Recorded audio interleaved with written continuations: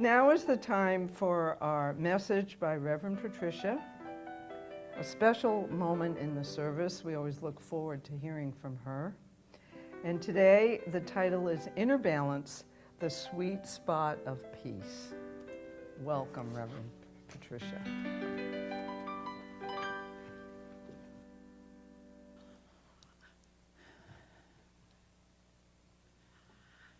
Well, good morning again. It's great to be with everyone. So, inner balance, finding that sweet spot of peace. You know, I think a lot of times we can find that place when we're in our meditation experience, when we're going apart in the world. But what I'd like to share today is ways that we can find that sweet spot of peace, a place of inner balance, in the midst of our everyday life, when things might not feel in balance, when things might not feel in perfect harmony, when we may feel a little bit off.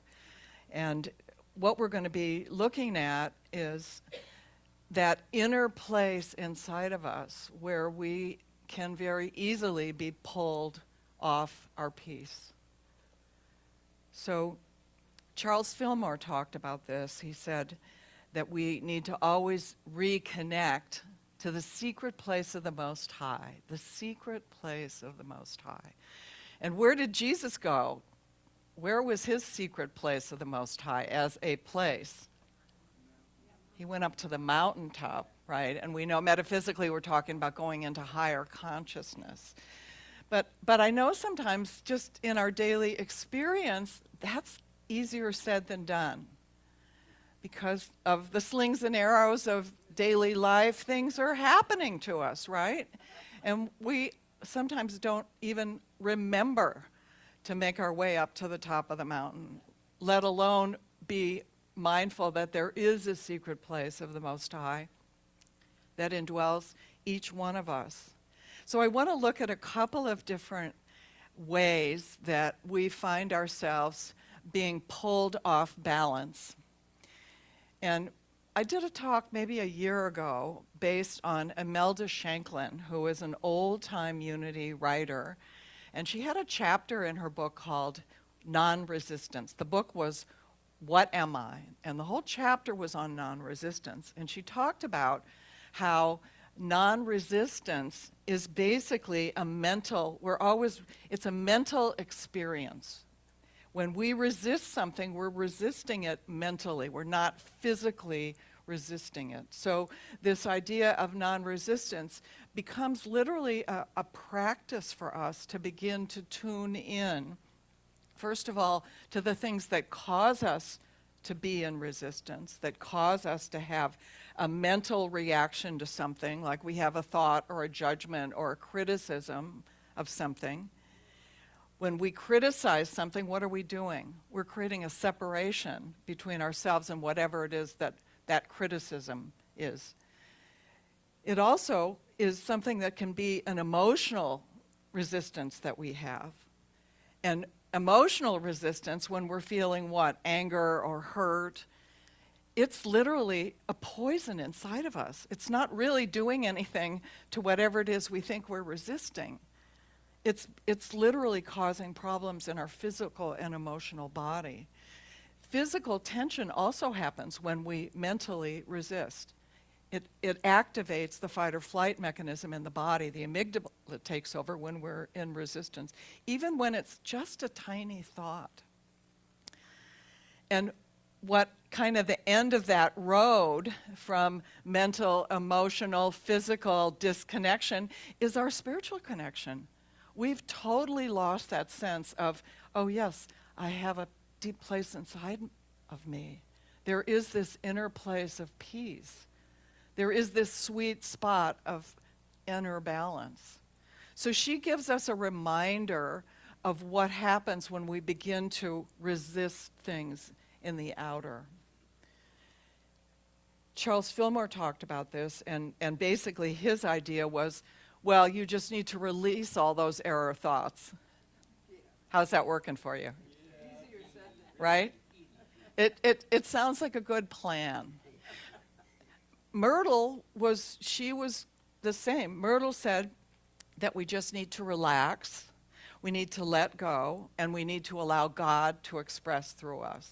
Well, that's a kind of giving us a little bit more kind of wisdom on what we need to do. We need to relax first, we need to let go, and we need to let God take over. So Myrtle gave us a little more. Charles tended to be more the intellectual.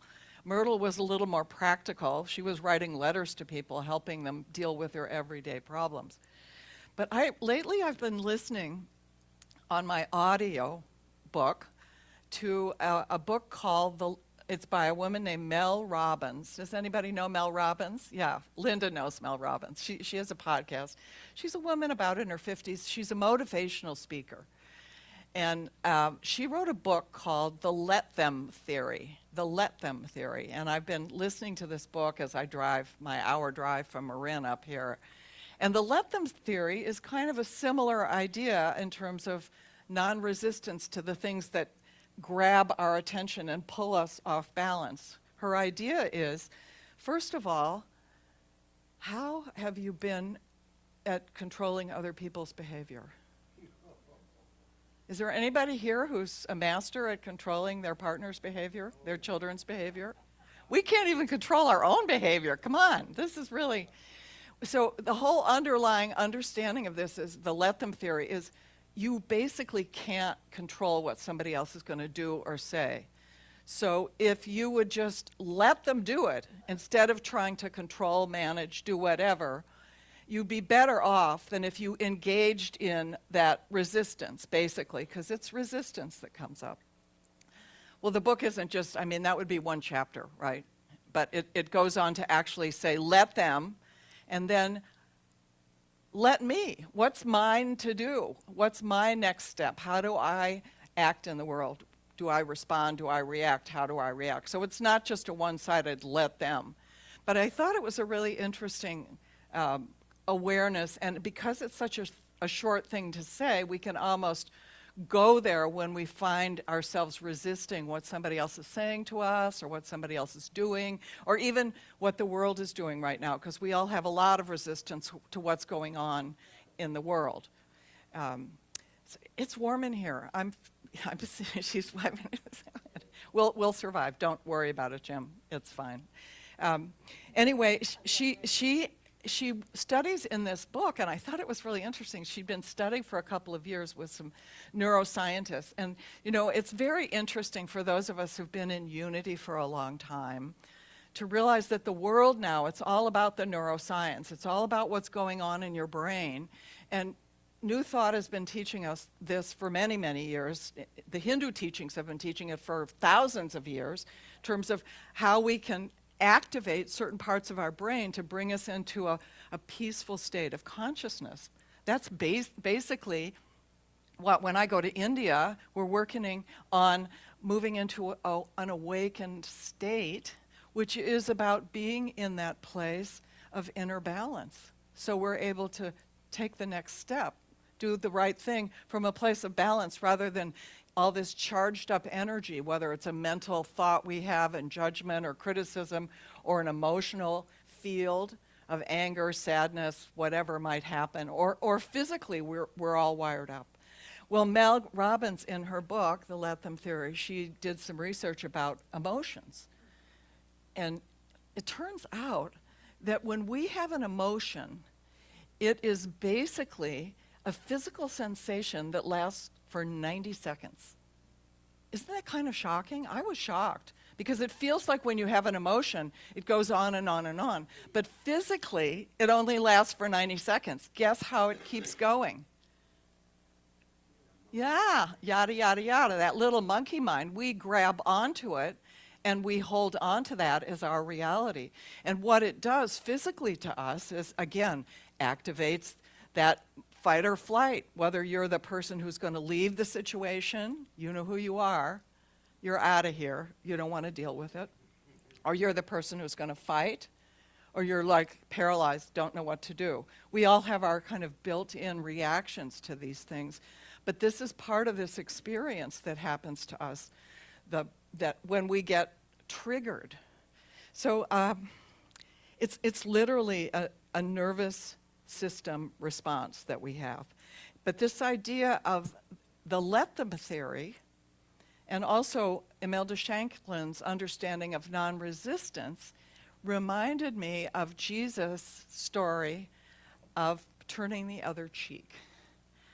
And this is in Matthew, it's in the Sermon on the Mount. And basically, the saying is, if someone slaps you on the right cheek, turn the other cheek. Well, for you, your right cheek would be over there. So if they slap you on your right cheek, turn the other cheek. And I think I've probably done a talk on this over time and sort of looked at it from the perspective of, well, be the higher person. Don't get involved in fisticuffs. Turn the other cheek and, don't be involved. But I think there's a lot more for us to unpack here, and I've kind of enjoyed playing with it a little bit metaphysically. It's interesting, if you look back in Jesus' time when he spoke this basically lesson in the Sermon on the Mount, for someone to slap you on your right cheek, they have to go with the back of their hand. They're kind of assuming you're not a lefty, but they have to go with the back of their hand to hit your right cheek like this. And if you turn your other cheek to them, they have to come and hit you with the front of their hand. So it's a boop, boop, like we see in the movies, that kind of thing. Well, apparently in Jesus' time, if somebody were to slap you on your right cheek with the back of their hand, it was the severest public affront to a person's dignity. It was an affront to their dignity. And where does your dignity live? It's inside, isn't it? It's inside. It's one of the reasons I think this relates so much, because we're talking about our inner world and what's going on inside of us. Well, so in Jesus' time, if somebody would slap you on your right cheek and you would turn the other cheek, and they literally would slap you with the front of their hand, that was a taboo unless the person was your equal. So you couldn't be mad at somebody, you couldn't be mad at your child or somebody who was working for you. That would be something that you was just not allowed to do. The whole idea being not get into some sort of violent affray with someone. But I thought, what if we looked at this idea of of our cheeks? I'm getting too excited here. Here we go, got my hearing aid. P.S. I got my hearing aid fixed. That was a really not good thing last week.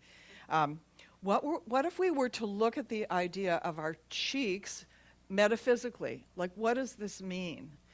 Think about, your cheeks are right on your face, right? That's part of what you're facing. So there's this idea, if you're just looking one direction, you're only seeing, your perception is limited. If you're turning the other cheek, you've expanded your perception. You're able to see things from a different point of view. Perhaps you're able to see the perception of the person who caused you discomfort or challenged you in some way by turning the other cheek. When you turn the other cheek, it actually gives you an awareness. When somebody slaps you, you've had this inner experience, like in the time of Jesus. It's against your dignity. But when somebody slaps you, what? It might be you feel affronted. Somebody didn't like your point of view. They might have rejected something that you said. They might have labeled you in a certain way that you don't want to be labeled. What does it mean when we get slapped? And I thought that was kind of something to take a look at in our life, because I think this happens for us all the time. What is it that causes us to have that moment of imbalance when something slaps us internally? And I was looking at a couple different things. So one of the things can be this whole idea of that we could feel somehow invisible. Is anybody like you when somebody kind of overlooks you and you feel invisible? I know as we're getting older, a lot of times we do become kind of invisible. People go to younger people to get information and ideas.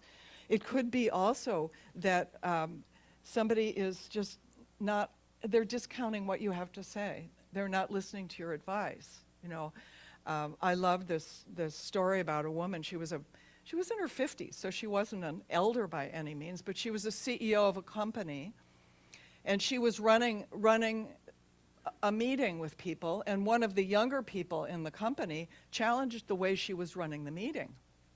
Well, that would have been a slap if that had been me. You know, she's the one who's supposedly the leader, and this person is telling her, no, you're not doing it right. How easy it would be to engage in that, right? How easy it would be to take that on and become defensive, which is what a lot of us would do. We'd become defensive of our point of view. To turn the other cheek in that direction is to be aware that perhaps this person has a point of view, to take a moment to pause, and to be willing to say, I'd love to hear what you have to say. Let's have a conversation after the meeting. So there's ways that we can acknowledge the kind of feelings that we have that feel like a slap, especially the kind of relational. Those are when it happens like between two people. Another thing is, you know, this identity, especially when we're getting older, this idea of feeling invisible or somehow not important or not having the wisdom that we know we carry, and people challenging that, that can feel like a slap to us as well. We can be in a family situation where everybody's texting and we're like, you know, and everybody's laughing, but you know, it causes something inside of us to discount ourselves, to feel like we're not somehow up to snuff in terms of technology, which many of us, I guess, aren't. The other thing is this slap that we can feel on the cheek can often really disengage us from who we know we are.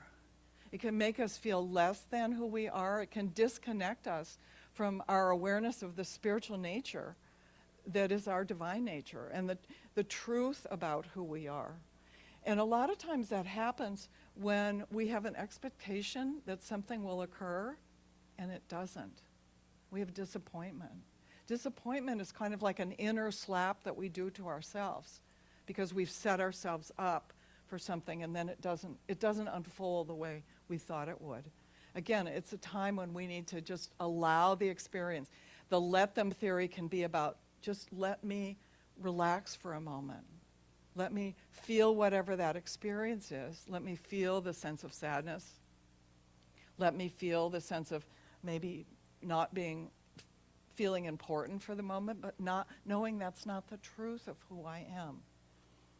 For some people, it can be a sense of loss of purpose.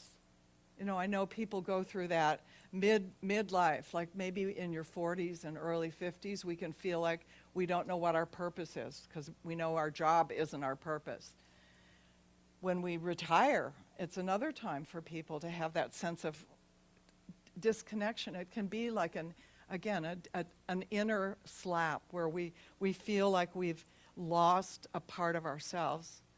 And we're called to bring ourselves back to center. We're called to bring ourselves back to center. Certainly, culturally, there's a lot going on right now in the world that feels like we've been discounted. We haven't been seen in the world, that our voice doesn't matter. And again, we need to be able to pull away from the emotion of that to find that place of center inside, to know what is it that's mine to do? What am I to speak out about?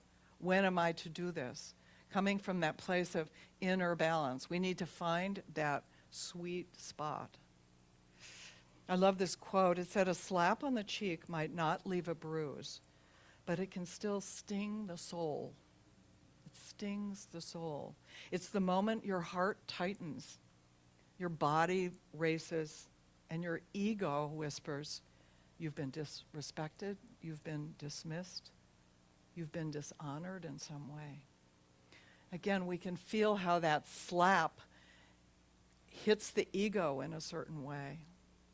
And even this idea of the two cheeks can remind us of the duality that we often live in. that we have this ego self, this personality that requires to be seen and heard and be in control.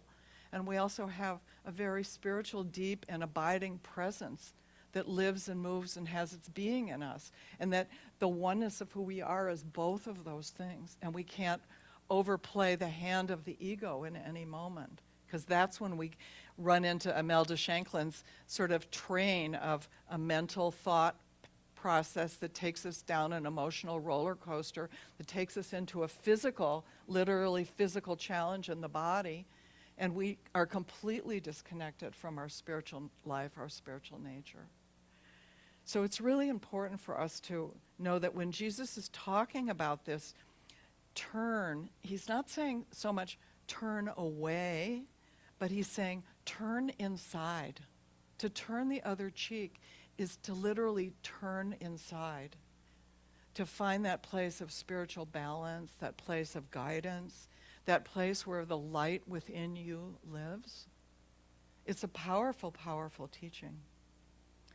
So we shift our perception, we shift our awareness and move out of that reactive ego and into more of a place of really witnessing the soul nature of who we are. Doesn't mean that we deny that we have feelings of being discounted, disconnected, sad, happy, whatever the feeling are. We acknowledge that in the moment, but we know that emotion is not going to keep running unless we allow it. If we can bring ourselves back to a place of pause, to be in that place of center, we can find that sweet spot of peace. So I invite you, let's take a moment, and I'm going to have the ushers turn the lights out for us.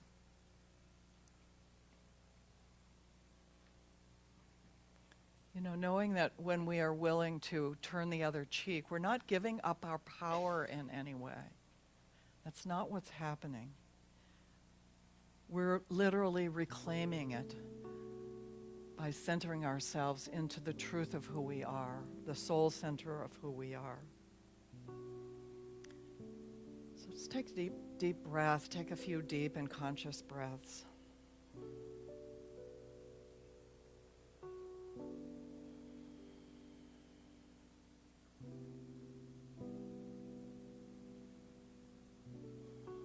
Relaxing the body, opening your heart to the presence of the light within, the presence of the God light within, the divine presence, how you know that.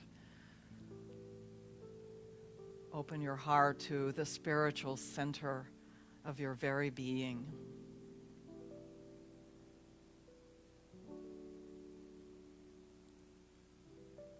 And in this moment, reflect back on the week. Perhaps even this morning there was something that felt like a slap on the cheek, something that made you want to react, want to respond, be defensive, made you angry or upset. Just take a moment. Maybe it was something you saw in the news. Take a moment and just breathe into whatever the experience was, knowing the experience is not the truth of who you are in the moment. Acknowledging whatever feelings came up. Feeling it in the physical body, because these emotions play their way through all the nerves and cells, the tissues of the body. They cause tension. They bring stress hormones to the body. Just become aware, feeling now even in your physical body.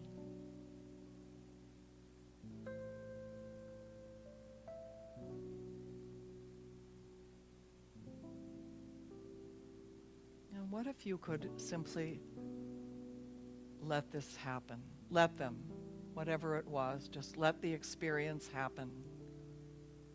As Myrtle would say, relax and let go. Bring your focus and your perception back to the center. See the wholeness of who you are, the wholeness of the other in the moment. See the truth of your being,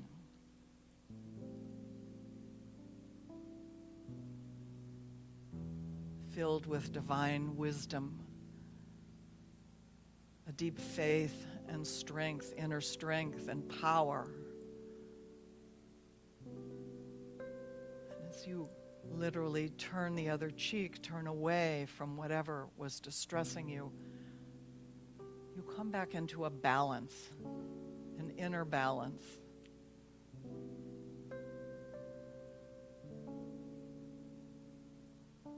Taking a deep breath, feeling the presence within and without.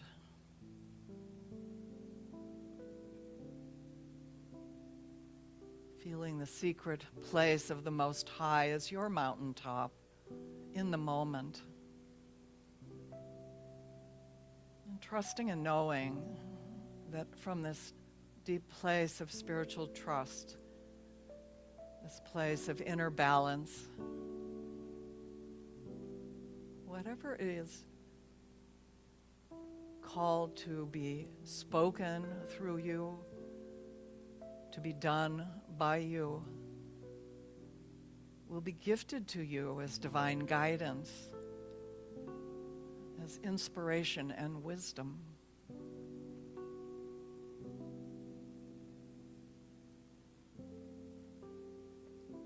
So being willing to be in this place of non-resistance, to be in the world and not of it.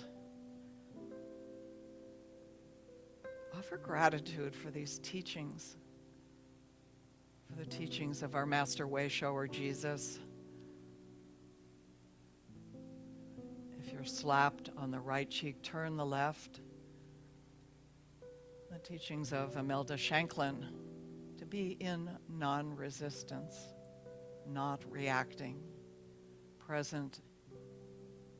And the teachings of Mel Robbins, the let them theory that allows me to let myself, let them let me know what is mine to do. And we offer gratitude for the blessings, for the ongoing wisdom that continues to unfold in our world, deepening our awareness of these ancient spiritual teachings and bringing us practical wisdom for everyday awakening. And we say thank you to the beloved presence. Taking another deep and conscious breath into the body. And as you're ready, you could gently open your eyes and come back to this room, to this community, blessed and awakened.